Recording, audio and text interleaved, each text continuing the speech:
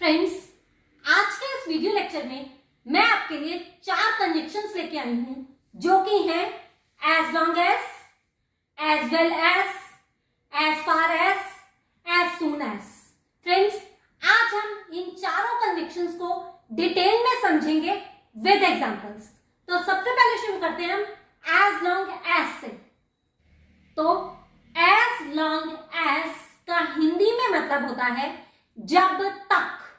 Example देखिए, जब तक मैं जिंदा हूं तुम्हें चिंता करने की कोई जरूरत नहीं है।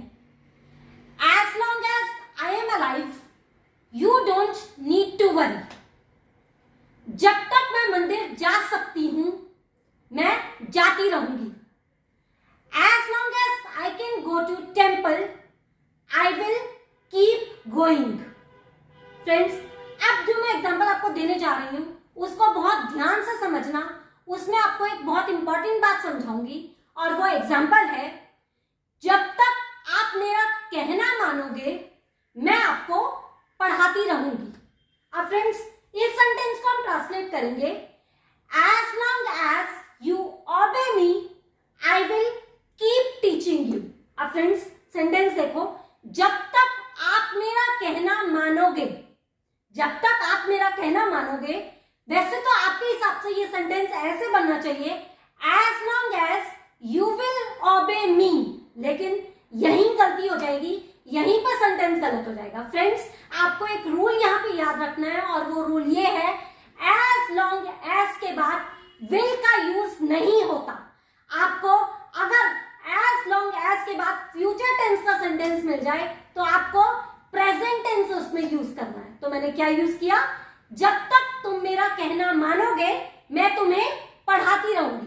As long as you obey me, you will obey मी नहीं, as long as you obey me I will keep teaching you.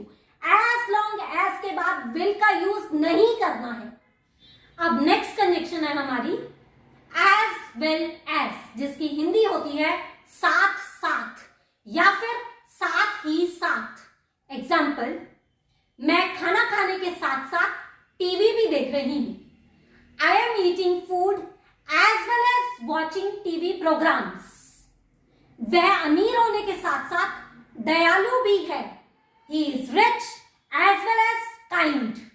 मैं खाना खाने के साथ साथ अखबार भी पढ़ रही हूं। वह गरीब होने के साथ साथ बीमार भी है।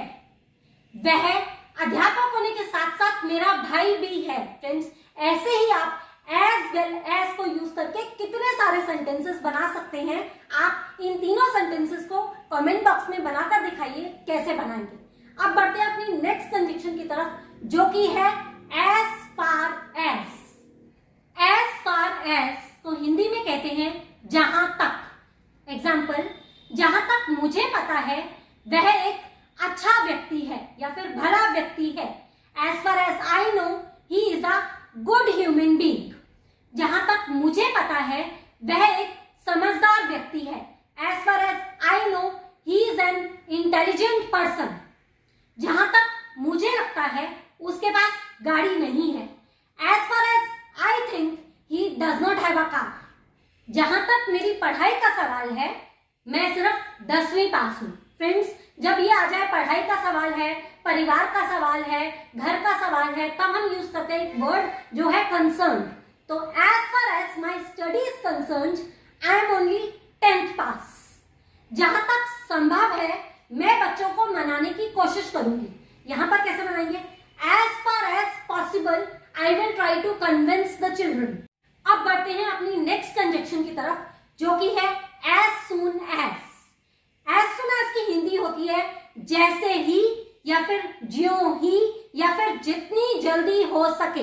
एग्जाम्पल, जैसे ही मेरा भाई आया मेरा दोस्त चला गया। As soon as my brother came my friend left.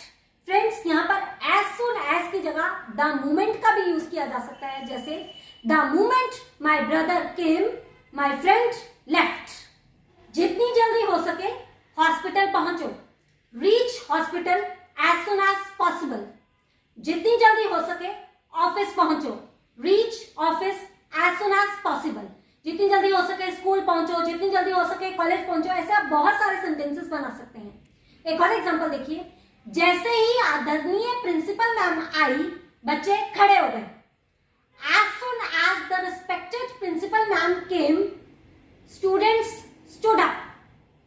जैसे ही पुलिस आई, चोर भाग गए। इस एग्जाम्पल को ट्रांसलेट कीजिए आप कमेंट बॉक्स में कमेंट करके, और आज की वीडियो आपको कैसी लगी ये भी जरूर बताइएगा। Thank you, God bless you all.